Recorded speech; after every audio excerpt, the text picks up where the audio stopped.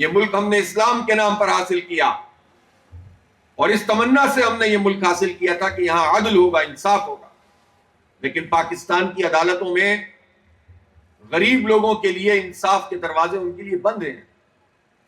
متوسط طبقے کے لوگ بمشکل کسی ایک عدالت میں مقدمہ کر پاتے ہیں، پھر اس کے بعد تو ان کے حالات بھی تباہ ہو جاتے ہیں. کوئی آپ کی زمین پہ قبضہ کر لے، کوئی آپ کے علاقے پہ قبضہ کر لے، کوئی آپ کا حق مارے، آپ کہاں انصاف کے لیے جائیں گے؟ کہاں سے آپ انصاف خریدنے کے لیے اتنی دولت لائیں گے؟ وہ ملک جس میں 100 میں سے 44 یعنی 44% لوگ غربت کی لکیر سے نیچے زندگی گزاریں، وہ کہاں وکلا کی فیس دے سکتے ہیں؟ کہاں وہ عدالتوں کے خرچے برداشت کر سکتے ہیں؟ کہاں ٹرانسپورٹ استعمال کر کے ان عدالتوں کے چکر لگا سکتے ہیں؟ دور دراز علاقوں سے وہاں خوار ہو کر اگلی تاریخ لے کر آ سکتے ہوں. اور پھر جب ان کو دھکے کھاتے رہتے ہیں 20 سال 25 سال کیس چلتے رہتے ہیں. پاکستان کی عدالتوں میں 23 لاکھ مقدمات اس وقت وہ ہیں کہ جو پینڈنگ ہیں، جن پر فیصلے نہیں ہو رہے، جن میں سے سپریم کورٹ اور ہائی کورٹ بھی شامل ہیں. 4-5 لاکھ مقدمات. لیکن جو لوور کورٹ سے ان کے تو بدترین حالات ہیں. ججوں کے تقرر میں بھی عدل اور انصاف نہیں ہوتا، میرٹ نہیں ہوتا، جس کے نتیجے میں انصاف کا پورا معاملہ تباہ ہو چکا ہے. اور جس معاشرے میں حکومت انصاف فراہم نہ کر سکے، وہ معاشرہ چل کیسے سکتا ہے؟ تعلیم کی صورتحال میں نے آپ کو بتائی. یہ بڑے بڑے دعوے کرنے والے ہیں، لیکن ایک چھوٹے سے آبادی کے ضلع میں اگر 5 سے 15 سال کی عمر کے 75,000 لوگ، 76,000 بچے اسکول میں ہی نہ جاتے ہو، تو آپ سوچ سکتے ہیں کہ انہوں نے کیا کیا ہے آج تک. جو اسکول ہے ان کو تباہ کیا ہے. اساتذہ اپنے حق کے لیے مارے پھرتے ہیں. پنشنوں کا جو ہے وہ مطالبہ کرتے رہتے ہیں کہ ہمیں پورا حق دیا جائے. تو اس لیے یہ ضروری ہے کہ عدل اور انصاف کے نظام کی بالادستی کے لیے ہم لوگ جدوجہد کریں اور کوشش کریں. ہم متحد ہو کر ان ظالموں کا مقابلہ کریں. ہمیں آپس میں تقسیم کر دیا جاتا ہے، زبانوں کی بنیاد پر، برادریوں کی بنیاد پر، قبیلوں کی بنیاد پر ہم آپس میں لڑتے رہتے ہیں. اور جو ان قبیلوں کے اور برادریوں کے سردار ہوتے ہیں، بڑے ہوتے ہیں، خان ہوتے ہیں، یہ تو ہر زبان کے بولنے والے سے، یہ جو ہمارے کے پی کے خان ہوتے ہیں، یہ تو زرداری صاحب کے ساتھ مل کر بھی اقتدار سنبھال رہے ہوتے ہیں، سینٹ میں لوگوں کی بولیاں لگا رہے ہوتے ہیں. یہاں برادری کی بنیاد پر لوگوں کو تقسیم کرتے ہیں، یہاں پر لوگوں کو جو ہے وہ حصوں بخروں میں تقسیم کر دیتے ہیں، نفرتیں پروان چڑھاتے ہیں، اور وہاں پر مل کر سب کے ساتھ مل کر کام کرتے ہیں. گویا یہ اتحاد تو ان کا ہوتا ہے، لیکن وہ ظالموں کا اتحاد ہوتا ہے، وہ جابروں کا اتحاد ہوتا ہے، وہ اس ملک کے غریبوں کا استحصال کرنے والوں کا اتحاد ہوتا ہے، اور غریبوں کو یہ تقسیم کرتے ہیں، عام لوگوں کو تقسیم کرتے ہیں.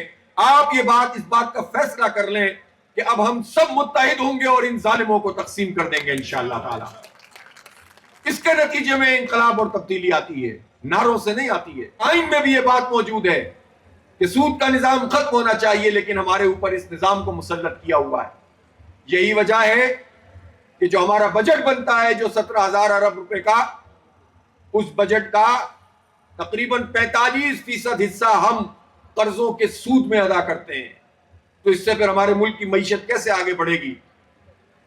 یمحق اللہ الربا ویربی الصدقات، کہ اللہ تعالی جو سود ہے اس کا مٹ مار دیتا ہے، برباد کر دیتا ہے، اور صدقات اس کے ذریعے سے جو ہے وہ معیشت کو آگے بڑھاتا ہے.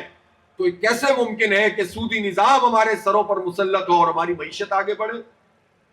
ہم بھیک مانگتے رہے، $2 ارب اس سے مانگ لیں، $3 ارب اس سے مانگ لیں. ہمارے ملک میں خزانے موجود ہوں، پہاڑ موجود ہوں، درخت موجود ہوں، سمندر موجود ہو، دریا موجود ہوں، یہاں منرلز موجود ہوں، یہاں کی زمین لہلہاتی ہوئی ہو، اور خزانے موجود ہوں، اور اتنے سب سے بڑھ کر یہاں کے عوام موجود ہوں جن میں بہت صلاحیتیں اللہ تعالیٰ نے رکھی، اور خاص طور پر ہمارا ملک جس میں 65% لوگ 30 سال تک کی عمر کے ہیں، اتنا بڑا پوٹینشل موجود ہو، اور اس کے بعد یہ صورتحال ہو کہ ہم بھیک مانگتے رہیں اس لیے کہ ہم پر سود کا نظام ہے. اللہ اور اس کے رسول سے جنگ کا نظام مسلط کرو گے، کبھی نہیں پنپ سکتے. وقتی طور پر تمہیں کچھ چیز حاصل بھی ہو جائے گی تو بالآخر ہم نہیں آگے بڑھ سکیں گے. تو جہاں ظلم موجود ہو، جہاں سود موجود ہو، وہاں کیسے جو ہے وہ ہمارا ملک ترقی کر سکتا ہے اور لوگوں کے حالات بدل سکتے ہیں. لہٰذا مسئلہ یہ نہیں ہے کہ ایک پارٹی کو ہٹا کر دوسری پارٹی کی حکومت آ جائے، ایک چہرے کو ہٹا کر دوسرے کا چہرہ آ جائے. نظام کو نظام سے تبدیل کرنا ہے، پورے سسٹم کو تبدیل کرنے کی جد و جہد جماعت اسلامی کر رہی ہے. اور میں آپ سے اپیل کرتا ہوں کہ اس جد و جہد میں بھرپور طریقے سے شریک ہو جائیں اور پورے ملک میں ایک لہر پیدا کر دیں. یہاں انویسٹمنٹ آ سکتی ہے، یہاں ہم ترقی کر سکتے ہیں. لیکن اگر ہمارے اپنے ملک کے نظام میں انصاف نہ ہو، بچوں کو تعلیم نہ ملے، روزگار نہ ملے، انفارمیشن ٹیکنالوجی کا، آئی ٹی کا زمانہ اور کوئی کام ہماری حکومت نہ کرے، یہاں صورتحال ہو کہ 49,000 میگا واٹ کی کیپیسٹی ہے، وہ سب سے زیادہ خرچ ہمارا پورے پاکستان میں اگر پیک ڈیز میں ہوتا ہے تو 24,000 میگا واٹ. اس کے باوجود لوڈ شیڈنگ ہو رہی ہو، اس کے باوجود پورے پاکستان میں لوڈ شیڈنگ ہو، اور کیپیسٹی پیمنٹ کے نام پر ہم آئی پی پیز مافیا کا پیٹ بھرتے ہوں، 2,000 ارب روپے ان کو دے دیتے ہوں، پھر ری گیسیفیکیشن کے پلانٹ، ان کے جعلی معاہدوں کی نظر ہم اپنی دولت کو کر دیتے ہوں، پھر ہم مراعات میں لوگوں کے پیسے دیتے ہوں، ہم بیوروکریسی کا پیٹ بھرتے ہوں، ہم حکومتی لوگوں کے پروٹوکول میں اپنی دولت لگاتے ہوں. ہم اپنے ملک کے عوام کے اوپر اگر خرچ نہیں کریں گے اور سود میں اپنے پیسوں کو دے دیں گے اور مراعات میں اپنے پیسوں کو دے دیں گے اور گندم مافیا فائدہ اٹھائے، چینی مافیا فائدہ اٹھائے، آئی پی پیز مافیا فائدہ اٹھائے، تو جتنے بھی امکانات پیدا ہوں گے اس کا ہم فائدہ نہیں اٹھا سکیں گے.